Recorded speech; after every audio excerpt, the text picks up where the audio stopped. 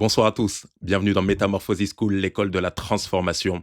Depuis le début de cette semaine, nous traitons une thématique qui est assez particulière, un sujet qui est tabou. Nous parlons de la mort, de faire face plutôt à la mort. Et nous voulons, en tant que chrétiens, avoir les bonnes clés, les cartes en main pour savoir comment nous devons répondre, faire face, mais aussi continuer à témoigner de notre foi lorsque nous sommes confrontés à des situations de mort dans nos familles, dans notre entourage, dans notre environnement. Comment est-ce qu'on peut faire face à tout ça? J'espère que depuis le début de cette semaine, je vous ai aidé avec les différents points que nous avons commencé à voir. Et aujourd'hui, nous allons aller un peu plus loin. Alors qu'hier, nous avons parlé, je ne sais pas si vous vous souvenez, mais nous avons vu le contexte des morts qui sont parfois imprévues. Nous avons parlé des catastrophes naturelles, nous avons parlé des accidents, nous avons parlé aussi de tout ce qui concerne les meurtres, les empoisonnements, toutes ces choses-là. Nous voulons aller un peu plus loin aujourd'hui et j'aimerais traiter cette thématique assez importante et intéressante parce qu'on est en réalité tous confrontés à savoir faire face aux morts de maladie. Faire face aux morts de maladie. La maladie est un sujet qui nous concerne tous. Nous attrapons des rhumes, des grippes, des angines, des gastro, toutes ces choses-là. Et nous voulons bien répondre à cette question parce qu'il y a des maladies qui sont bénignes, mais des maladies qui conduisent véritablement à la mort. Il est possible que vous ayez aussi enterré des personnes qui sont mortes de maladie. Et il est possible que vous vous posiez des questions, surtout si c'est des personnes qui avaient la foi. Comment est-ce qu'on peut réagir face à tout ça? On va essayer d'y répondre aujourd'hui et je prie encore une fois que le Seigneur m'accorde la grâce de pouvoir vous aider avec cette merveilleuse thématique qui est pas très facile à traiter, mais ô combien importante pour nous tous en tant qu'êtres humains. Je ne vais pas vous faire durer le suspense, on va juste incliner la tête, rendre grâce à Dieu et ensuite nous commençons directement. Excellent Père de grâce et d'amour, nous te disons merci, nous bénissons ton nom, merci parce que nous sommes convaincus que nous avons reçu et que nous allons recevoir encore une fois ce soir. Oui, ce soir, nous voulons que tu nous inspires, que tu nous diriges conformément à ta volonté. Chaque parole, chaque mot, chaque phrase, quel que soit ce qui sera dit, que ce soit, Seigneur, pour notre édification, notre révélation, notre transformation à l'image de Jésus-Christ. Nous promettons de te rendre toute la gloire en toutes choses, Père. Dans le nom de Jésus-Christ, nous t'avons prié. Que quelqu'un dise Amen, Amen, Amen. Avant de poursuivre la vidéo, prends le temps de la partager partout, sur Threads, sur Instagram, sur Snap, sur X, sur TikTok, partout, partout sur WhatsApp, parce que je sais que cette vidéo édifiera un grand nombre de personnes dans ton entourage. Mort de maladie, faire face à la mort de maladie, le sujet est donné. J'aimerais voir avec vous plusieurs passages bibliques de référence. Le premier, vous le retrouvez dans Psaume 103, verset 1 jusqu'au verset 3. La Bible dit ceci: Mon âme bénit l'Éternel, que tout ce qui est en moi bénisse son saint nom. Mon âme bénit l'Éternel et n'oublie aucun de ses bienfaits. C'est lui qui pardonne toutes tes iniquités, qui guérit toutes tes maladies. Ésaïe chapitre 53, verset 5, la Bible dit ceci: Mais il était blessé pour nos péchés, brisé pour nos iniquités. Le châtiment qui nous donne la paix est tombé sur lui et c'est par ses meurtrissures que nous sommes guéris. Le soir, on amena auprès de Jésus plusieurs démoniaques. Il chassa les esprits par sa parole et il guérit toutes les maladies afin que s'accomplisse ce qui avait été annoncé par Ésaïe le prophète. Il a pris nos infirmités et il s'est chargé de nos maladies.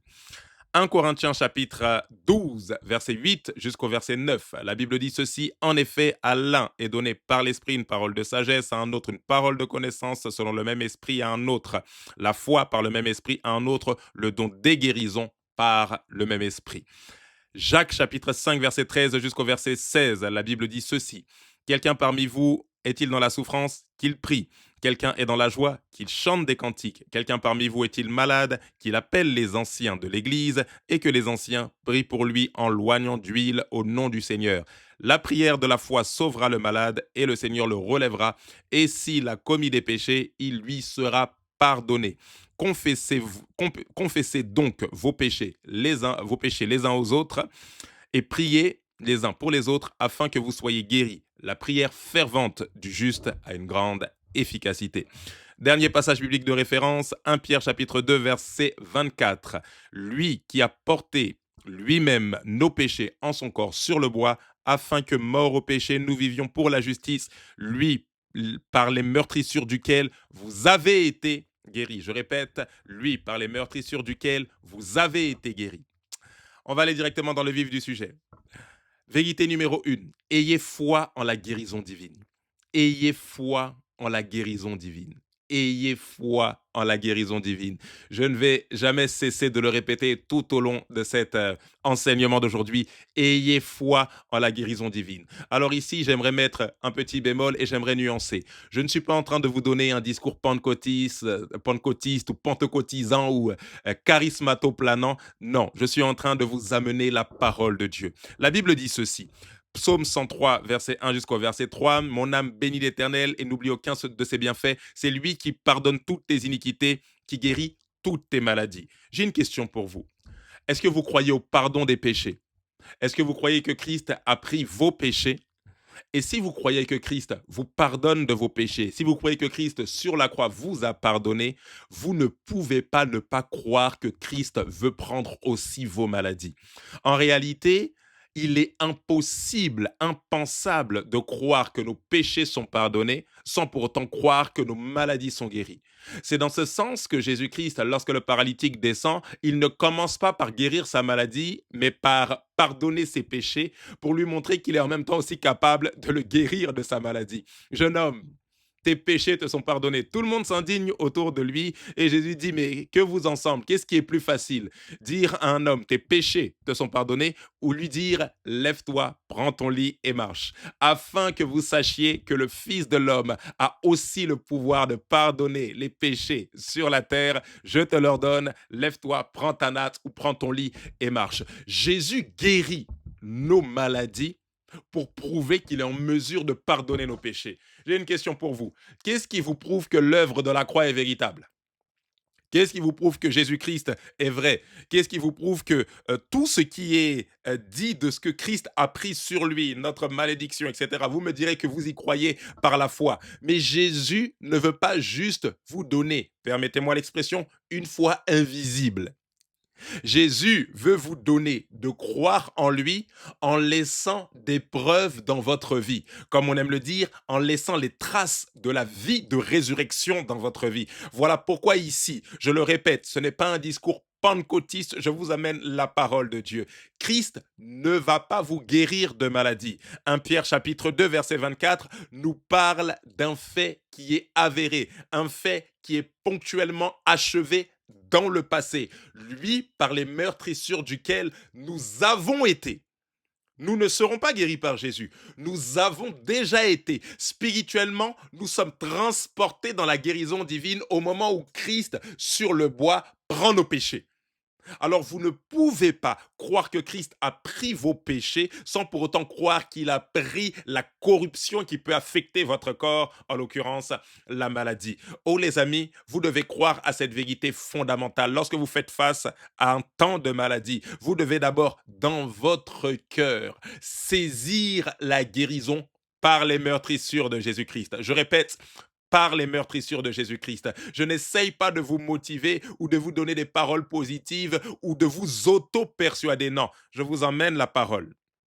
La Bible dit ceci, lui qui a pris nos péchés en son corps, lui par les meurtrissures duquel vous avez été guéris. C'est un fait. La Bible dit ceci, mon âme bénit l'Éternel et n'oublie aucun de ses bienfaits parce que c'est lui qui pardonne toutes nos iniquités et qui guérit toutes nos maladies. Il ne guérit pas une forme de maladie, mais il guérit toutes nos maladies. Ce soir, je vous invite, bienvenue à la guérison divine, à l'hôpital des meurtrissures de Jésus-Christ. Mais vous devez comprendre une chose. La guérison divine a des paramètres. Lorsqu'on parle de guérison divine, ici, je ne vous dis pas que vous devez avoir suffisamment de foi. Non. En réalité, vous ne guérissez pas par la grandeur de votre foi. On ne guérit pas d'une maladie parce qu'on a une foi qui est immense. Ça, il faut faire très attention à ça. J'ai vu beaucoup de serviteurs de Dieu, malheureusement, parfois culpabiliser les gens en leur disant, voilà, si tu n'es pas guéri, c'est parce que tu n'as pas suffisamment de foi. Pas nécessairement. On n'est pas guéri en fonction de la quantité ou de la grandeur de notre foi, mais on est guéri par les meurtrissures de Jésus-Christ. Non, c'est la foi dans les meurtrissures. On croit qu'il y a suffisamment de guérison dans les meurtrissures de Jésus-Christ. Pas qu'il y a suffisamment de guérison dans notre foi. Dans ma foi, il n'y a pas de guérison. Dans les meurtrissures de Jésus-Christ, il y a suffisamment d'injections de guérison pour m'emmener à manifester ou à vivre dans la guérison divine. Ceci dit, la Bible donne des paroles assez claires. Et là, ici, ce serait plutôt pour vous qui accompagnez des personnes qui passent par des temps de maladie. Il n'est pas question ici d'auto-persuader les gens en leur disant tu vas guérir, faut le croire, etc. Quand bien même c'est une bonne chose de motiver la foi des gens. Mais il y a des principes bibliques qui sont clairs, notamment par rapport à la maladie, et j'aimerais vous les emmener ce soir. L'un des principes ici qui nous est donné, vous le retrouvez dans Jacques, la Bible nous dit ceci. Quelqu'un parmi vous est-il malade qu'il appelle les anciens, donc les responsables de l'Église, et que les anciens prient en loignant d'huile. La prière de la foi sauvera le malade. Alors souvent, quand on voit la prière de la foi, on pense que c'est la prière de la foi du malade. Non, ici, on a demandé aux anciens de prier et la prière de la foi sauvera le malade. Vous voyez ça? Donc des fois, il faut amener la personne tout simplement auprès de pasteurs, auprès de serviteurs de Dieu, auprès de responsables dans l'Église, qui viendront tout simplement prier pour la personne, oindre la personne. Alors souvent on se demande mais il est parti, elle est partie, il est malade, etc. Des questions qu'il faut nous poser de manière toute simple, hein, des questions toutes simples. Est-ce que nous appliquons ce que la Bible nous demande? Amener aux anciens, prier pour la personne en loignant d'huile. C'est l'un des seuls passages bibliques dans le Nouveau Testament où on nous parle d'oindre d'huile une personne. C'est pas dans le cadre d'une reconnaissance de ministère. Vous voyez ici, c'est dans le cadre d'une prière pour la guérison. Oignez la personne d'huile tout simplement. Et si il a et la foi, la prière de foi, c'est-à-dire les anciens qui prient avec foi, foi dans la guérison par les meurtrissures de Christ, automatiquement, ça amène une guérison. Ça vous paraît simple, ça vous paraît un peu trop facile, mais la question que je vous pose, c'est est-ce que cette facilité, nous l'appliquons? Et vous allez voir que bien souvent, face à la maladie, nous sommes réfractaires et nous sommes plutôt dans l'état d'esprit de si le Seigneur veut guérir, il va la guérir. Alors que le Seigneur veut nous guérir. C'est la raison pour laquelle lui-même il est mort sur le bois et il prend nos péchés, lui par les meurtrissures duquel nous avons été guéris. Mais la question que nous devons nous poser, c'est que face à la maladie, qu'est-ce que nous faisons? Est-ce que nous essayons de dire, bah, Seigneur, si tu veux, tu vas le faire. S'il ne le fait pas, pour nous auto-protéger parce qu'on n'a pas envie d'être honteux et confus. J'ai envie de vous donner un conseil ici. Peut-être qu'on refera une série spéciale sur la maladie ou la guérison divine plutôt. Toutes les fois où je peux prier pour des malades, ça m'est déjà arrivé à plusieurs reprises. Je dis souvent aux gens, euh, personnellement, moi, euh, je n'ai pas honte que Dieu ait honte. En réalité, quand je prie, je ne fais pas confiance à mon onction pastorale. Non, je fais confiance à Jésus. En moi, je n'ai aucun pouvoir de guérir. Mais dans les meurtrissures de Christ, il y a suffisamment de guérison. Alors je dis à la personne, écoute, on va remettre ton problème entre les mains du Seigneur, on va prier et le Seigneur va faire. Je crois que le Seigneur va faire. Et si le Seigneur ne fait pas, c'est pas moi qui aurai honte, c'est lui. Donc je préfère mettre toute ma confiance en lui plutôt que de la mettre en moi-même. En réalité, quand vous allez imposer les mains ou prier pour une personne, bah, vous n'y allez pas avec votre réputation en disant voilà, si je la guéris pas, c'est la honte pour moi. Non, non, non. En réalité, si la personne n'est pas guérie, le shame ne sera pas on you. La honte sera plutôt sur celui que vous avez invoqué pour la guérison. Voilà pourquoi vous devez absolument, humblement, vous en remettre totalement au Seigneur chaque fois que vous faites face à des cas de maladie sans essayer de prouver que vous êtes tellement l'homme de Dieu de la situation qui va guérir, mais humblement, vous appliquez la parole et vous dites à la personne de faire confiance au Seigneur de la même manière que vous faites confiance au Seigneur. Vous ne mettez pas un joug sur la personne en disant voilà, si tu n'as pas suffisamment de foi, tu ne vas pas guérir. Non, non, non, non, non. Ici, c'est vous qui occasionnez l'action pour la guérison. Donc, c'est vous qui devez avoir foi dans les meurtrissures de Jésus-Christ pour la guérison de la personne. Mais un autre passage biblique nous est donné, celui-là aussi vous le connaissez, c'est Marc chapitre 16, verset 15 jusqu'au verset 18. La Bible dit ceci, allez par tout le monde, prêchez la bonne nouvelle à toute la création, celui qui croira et qui sera baptisé sera sauvé, mais celui qui ne croira pas sera condamné. Voici les miracles qui accompagneront ceux qui auront cru. En mon nom, ils chasseront des démons, ils parleront de nouvelles langues, ils saisiront des serpents, s'ils boivent quelques breuvages mortels, il ne leur fera point de mal, ils imposeront les mains aux malades et les malades seront guéris. Voici les miracles qui accompagneront ceux qui auront cru. Ils imposeront les mains aux malades et les malades seront guéris. Ils ne vont pas dire ah Seigneur, si c'est toi, bah tu vas les guérir, si c'est pas toi, tu vas pas les guérir. Non, ils imposeront. J'ai une question pour vous. Combien de fois est-ce que vous avez imposé les mains aux malades dans votre entourage? Je ne suis pas en train de mettre un joug sur vous. Je suis tout simplement en train de vous présenter des principes bibliques qui sont tellement simples, mais que nous fuyons parfois. Nous fuyons parfois peut-être parce que nous avons peur, nous fuyons parfois peut-être parce que nous avons pas envie d'être honteux et confus, parce que nous n'avons pas envie de faire espérer les gens inutilement. Alors nous préférons dire, bon, on va faire une petite prière et puis non, des fois c'est tout simple. Des fois, il n'y a pas besoin de faire des longues prières. D'ailleurs, pour amener une guérison, il n'y a pas besoin de faire des longues prières de proclamation. Juste, reçois la guérison au nom de Jésus, vous imposez les mains à la personne. Le peu de fois où j'ai pu manifester des guérisons divines dans ma vie, par la grâce de Dieu, ça a été juste le gage d'une foi toute simple. Je disais à la personne atteinte de maux au niveau du ventre, qui diagnostiquait une potentielle endométriose, toutes ces choses-là. Alors le peu de fois où ça a pu m'arriver, j'impose la main à la personne, j'impose la main et je dis reçois la guérison au nom de Jésus. Seigneur, nous croyons en ta guérison. Seigneur, nous maudissons telle maladie dans le corps de la personne. Tout simplement, reçoit. Quand la prière est terminée, je dis à la personne, voilà, s'il y a des douleurs, est-ce qu'il y a des douleurs, est-ce qu'il n'y en a pas, sur une échelle de 1 à 10, comment est-ce que tu te sens, toutes ces choses-là, on refera une série dessus, et surtout ce que je dis, c'est à la personne, va faire des analyses. La personne revient, les analyses montrent que il n'y a rien du tout, nous rendons gloire à Dieu. Alors il est possible parfois que nous fassions face à des cas de maladie qui semblent assez critiques et on se dit, mais non, là on risque d'avoir honte, etc. J'ai une question pour vous.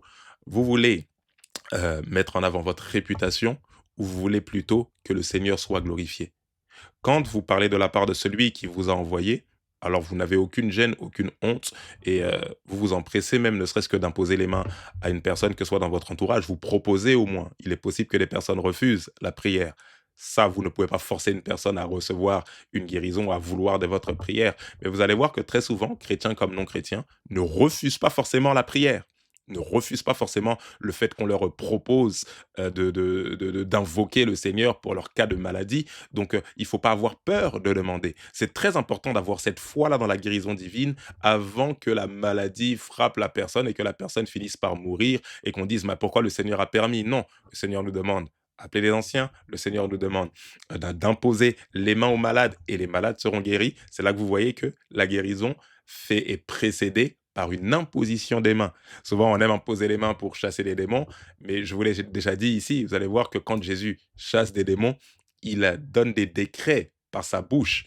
Mais lorsqu'il s'agit de guérir les malades, là, il impose les mains. Parce que lorsqu'on impose les mains, on fait rentrer par le point de contact la guérison divine, la santé divine du Seigneur par le point de contact qu'on a entre la main et la tête de la personne sur laquelle, ou le corps de la personne sur lequel on va imposer les mains. Donc, il est davantage important d'imposer les mains dans le cadre de la guérison plutôt que dans le cadre de chasser des démons. Parce que lorsque vous chassez, vous ne faites rien rentrer, vous faites sortir. On reviendra sur ce sujet dans une autre série d'enseignements. Mais vous devez absolument croire, croyez en la guérison divine. Croyez en la guérison divine. Je ne sais pas si vous passez par un temps de maladie, mais je prie que le Seigneur, dès maintenant, alors que nous sommes en plein dans cet enseignement, j'aimerais m'arrêter et prier dès maintenant que le Seigneur vous guérisse puissamment par les meurtrissures de Jésus. Je prie que tout kyste, tout fibrome soit maudit dans votre corps, dans votre bassesse, au nom de Jésus. Toute douleur au sein, toute boule dans la poitrine qui avait commencé à pousser et les analyses médicales ne savaient pas quelle était la provenance, que ce soit d'une maladie d'ordre biologique, que ce soit d'une maladie d'ordre spirituel. J'ébranle ces fondements ce soir au nom puissant de Jésus. Recevez la guérison instantanément par les meurtrissures de Jésus-Christ. Que les douleurs cessent dans votre corps, que les douleurs cessent au niveau de vos pieds, que les douleurs cessent au niveau de vos orteils, que les articulations recommencent à fonctionner comme il se doit, que toute cellule endommagée soit restaurée littéralement maintenant au nom de Jésus. Merci Père de ce que tu donnes la guérison, toi qui pardonnes nos péchés, qui guéris toutes nos maladies. Merci de ce que tu guéris mon frère maintenant, tu guéris ma sœur maintenant au nom de Jésus. Merci Père de grâce. Croyez en la guérison. Après cette courte prière, n'hésitez pas, s'il faut aller faire des analyses, faites des analyses et croyez, croyez, faites des analyses. S'il y a des témoignages, n'hésitez pas à revenir avec les témoignages. N'hésitez pas à nous envoyer des messages. Nous ferons une joie. Oh, vous n'avez pas idée à quel point je suis dans une saison de ma vie où je crois plus que jamais à la guérison divine, où j'ai envie de voir des malades être guéris, être touchés par la puissance du Saint-Esprit, pas juste pour convulser, pas juste pour trembler, mais pour expérimenter une guérison véritable qui atteste des traces de la vie de résurrection dans la vie d'une personne. Vérité numéro 2, nous sommes en train de chuter. Accompagner les personnes malades avec foi. Accompagner les personnes malades avec foi. La Bible dit ceci, 1 Jean chapitre 5, versets 3 à 4, car l'amour de Dieu consiste à garder ses commandements et ses commandements ne sont pas pénibles parce que tout ce qui est né de Dieu triomphe du monde et la victoire qui triomphe du monde, c'est notre foi. Hébreux 11, versets 32 à 44. Et que dirais-je encore, car le temps me manquerait pour parler de Gédéon, de Barak, de Samson, de Jephthé, de David, de Samuel et des prophètes qui par la foi vainquirent des royaumes, exercèrent la justice, obtinrent des promesses, fermèrent la gueule des lions, éteignirent la puissance du feu, échappèrent aux tranchants de l'épée, guérirent de leurs maladies, furent vaillants à la guerre, mirent en fuite des armées étrangères. Des femmes recouvrèrent leur mort par la résurrection, d'autres furent livrées au tourment et n'acceptèrent point de délivrance afin d'obtenir une meilleure résurrection. D'autres subirent les moqueries et le fouet, les chaînes et la prison. Ils furent lapidés, sciés, torturés, ils moururent tués par l'épée. Ils allèrent çà et là, vêtus de peau de brebis et de peau de chèvre, dénués de toute persécution, maltraités, eux dont le monde n'était pas digne, errant dans le désert et les montagnes, dans les cavernes et les antres de la terre. Tout cela, à la foi desquels il a été rendu témoignage, n'ont pas obtenu ce qui leur était promis, Dieu ayant en vue quelque chose de meilleur pour nous, afin qu'ils ne parvinssent pas sans nous à la perfection. Waouh, quelle parole puissante. Hébreux 10, versets 35 à 39. N'abandonnez, pardon, donc pas votre assurance, à laquelle est attachée une grande rémunération, car vous avez besoin de persévérance afin qu'après avoir accompli la volonté de Dieu, vous obteniez ce qui vous est promis. Encore un peu de temps, celui qui doit venir viendra et il ne tardera pas. Et mon juste vivra par la foi, mais s'il se retire, mon âme ne prend pas plaisir en lui. Nous ne sommes pas de ceux qui se retirent pour se perdre, mais de ceux qui ont la foi pour sauver leurs âmes. C'est une vérité qui est très importante. Accompagner les personnes malades avec foi. Mais vous devez comprendre quelque chose par rapport à la foi. Notez qu'une personne qui meurt de maladie n'est pas nécessairement une personne qui n'a pas suffisamment de foi, je vous l'ai dit. Je le répète, une personne qui meurt de maladie n'est pas nécessairement une personne qui n'a pas suffisamment de foi. Ne faites jamais l'erreur de culpabiliser une personne en lui disant, voilà, si tu es encore malade, est-ce que tu as la foi? Non, mais faut avoir la foi. Oui, nous devons avoir la foi, pas en nous-mêmes. Nous ne devons pas avoir la foi dans notre foi. Nous devons avoir la foi dans les meurtrissures de Jésus-Christ, dans l'œuvre de la croix. Je n'ai pas de puissance dans ma propre foi. Car vous êtes sauvés par grâce, Éphésiens 2,8, au moyen de la foi. Mais c'est la foi en quoi? C'est la foi dans la grâce de Dieu. J'ai foi dans la grâce. J'ai besoin d'un grain de sénévé, d'un grain de moutarde. Et vous voyez à quel point les grains de sénévé sont minuscules. De ce grain-là de foi, c'est de ça dont j'ai besoin, parce qu'en réalité, une petite foi dans un grand Dieu ou dans une grande œuvre comme celle de la croix fait toute la différence. Donc il ne faut jamais culpabiliser une personne parce qu'elle n'a pas suffisamment de foi. Mais pourquoi il faut jamais culpabiliser les gens parce qu'ils n'ont pas suffisamment de foi? Parce qu'il y a une vérité que vous devez comprendre par rapport à la foi. C'est que la foi ne se révèle pas uniquement à travers les victoires. La foi ne se révèle pas uniquement à travers des résultats positifs. En réalité, vous devez comprendre une chose. Avoir la foi, ce n'est pas uniquement lorsque je vois toutes mes prières être exaucées. J'ai prié, le malade a été guéri. J'ai prié, il y a eu la prospérité. J'ai prié, l'argent est descendu. J'ai prié, le problème a été résolu. Non. La foi, Romains 10, 17, vient de ce qu'on entend et ce qu'on entend vient de la parole de Christ. En réalité, la foi, c'est avoir le langage de Dieu, quels que soient les contextes et les circonstances par lesquelles nous passons. En réalité, l'authenticité de votre foi sur la terre ne se voit pas uniquement dans les combats remportés. Elle se voit également dans les défaites que vous pouvez expérimenter qui ne vous font jamais changer de langage. Ça, c'est très intéressant. C'est en ce sens que vous comprenez le passage de 1 Jean que nous avons lu tout à l'heure, qui nous dit la victoire qui triomphe du monde, c'est notre foi. Il ne dit pas la victoire qui triomphe du monde, c'est les résultats positifs que nous obtenons. Non, la victoire qui triomphe du monde, c'est notre foi. Ainsi, j'arrive à manifester ou à démontrer que j'ai de la foi lorsque face à une situation quelconque, mon langage vis-à-vis de Dieu, vis-à-vis de l'œuvre de la croix ne change pas. Pourquoi? Parce que l'œuvre de la croix ne sera jamais affectée par mes circonstances.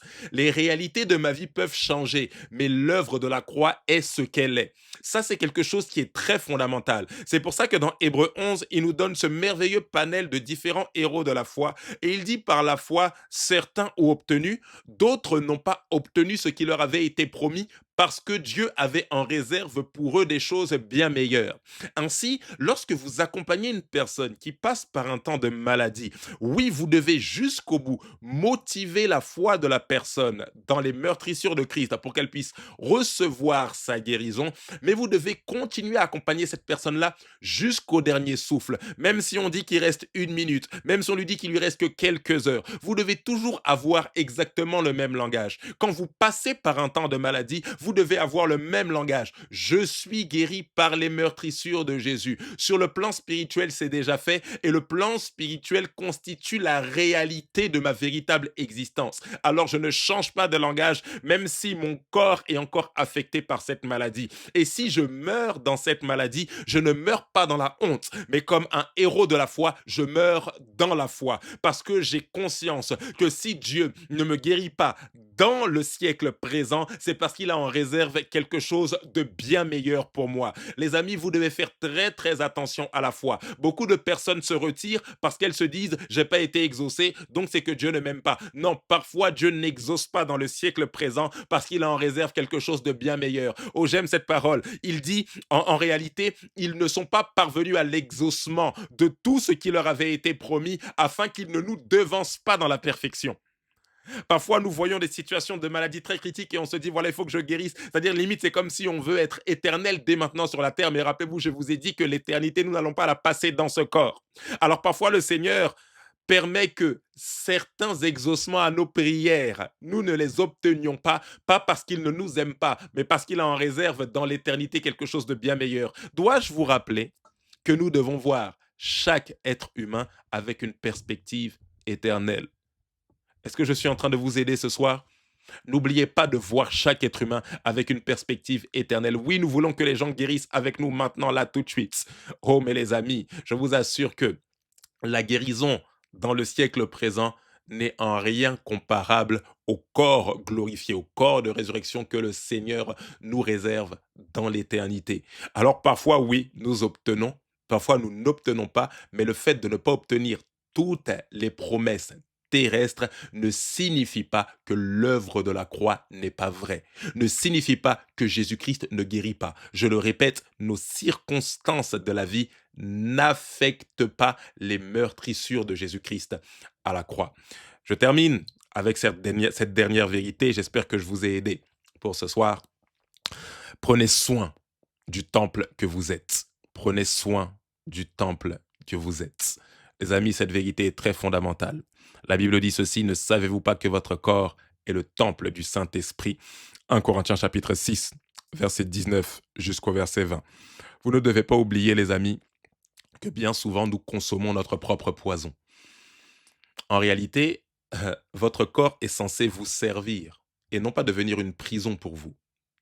Et vous allez voir que des fois, nous crions au Seigneur, pourquoi est-ce que nous sommes malades? Pourquoi un tel est confronté à telle maladie, etc. Mais parce que nous n'adorons pas Dieu avec notre corps. Oh, cet été, nous aurons une série sur adorer en esprit et en vérité. Ce sera très fort. Il y aura beaucoup de vérités qui seront énumérées. Mais vous devez, les amis, adorer Dieu avec votre corps. Et l'une des meilleures manières d'adorer Dieu avec son corps, c'est d'entretenir ce corps qui est le tabernacle du Saint-Esprit, de l'entretenir notamment en faisant attention à ce que vous mangez. Parfois, trop d'aliments gras remplis d'huile, trop d'aliments sucrés, trop d'aliments salés affectent notre corps. Et des fois, notre corps devient comme une prison pour nous, la prison du diabète, la prison du cholestérol, la prison du manque de souffle. Et c'est cette prison-là qui nous empêche de nous mouvoir alors que le Seigneur veut qu'on puisse faire son œuvre, mais l'œuvre du Seigneur se fait à travers le corps. On ne la fait pas spirituellement sur la terre. On est esprit, âme et corps et le corps nous sert à fonctionner justement sur la terre. Vous devez prendre soin de votre corps. Je termine en vous disant cette vérité qui est fondamentale. Faire attention à son alimentation est plus puissant qu'une prière de guérison. Je répète, faire attention à son alimentation est beaucoup plus puissant qu'une prière de guérison.